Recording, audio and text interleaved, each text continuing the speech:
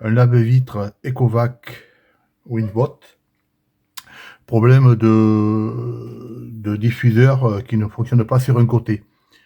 Donc après plusieurs tentatives, il n'y a rien à faire, donc on va l'ouvrir. Voilà. On commence par dévisser les 4 vis qui sont là.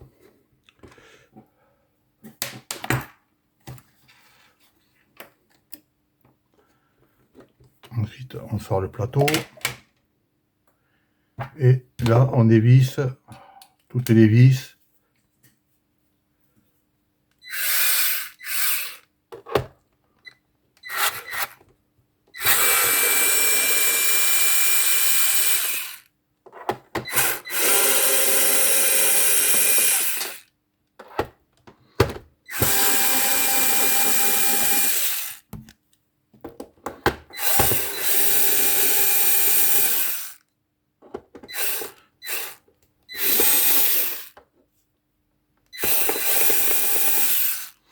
Ne pas oublier celle qui est derrière ce petit cache. Donc moi j'avais déjà préparé le terrain, j'avais déjà démonté toutes les vis.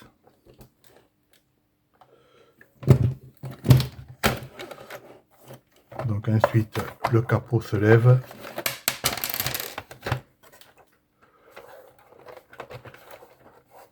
Hop, ça, si on n'a pas dévissé toutes les vis.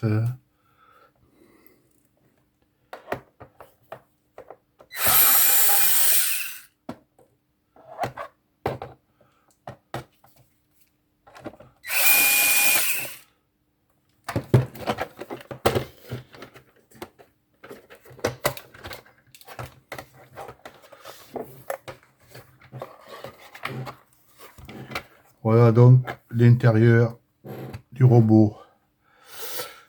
Donc ce qui se passe, j'avais cette pompe là qui ne fonctionnait pas. Donc après l'avoir testé sur un petit chargeur, j'ai réussi à les faire fonctionner toutes les deux, sauf que celle-là ne pompait pas. Donc on voit bien ici que le tuyau qui passe était coincé ici. Voilà, il était monté comme ça. Donc c'est monté d'usine. Donc forcément, quand on voit le rétrécissement, on se dit bien que ça peut pas pomper. Donc j'ai déboîté ça, je l'ai mis sur le côté. Tout le reste fonctionnait. La pompe, elle est en 3 parties. Donc il y a 2 petits clips sur le côté. Après il faut la démonter et dedans c'est des micro-valves, des petits clapets en caoutchouc. Donc j'ai tout démonté, tout nettoyé. Il n'y avait rien de vraiment probant. J'ai tout remonté, j'ai essayé et la pompe s'est mise à fonctionner. Donc le problème, il venait soit d'un problème interne, soit du tuyau qui était pincé ici. Ensuite, au démontage, j'ai pas fait attention. Ici et là, dans quel ordre était monté le tuyau. Parce qu'il y a une aspiration et un refoulement. Donc ça, j'ai pas fait attention. Je me suis basé sur celle-ci. Donc arrivé ici, sorti ici, avec le même modèle. Donc là, l'étiquette est dessous puisque l'arrivée est là et la sortie là. Donc voilà. Donc vous avez un plan, l'intérieur l'intérieur du robot. Donc il n'y a pas grand chose, hein, c'est assez simple. Faut oser le démonter. Voilà.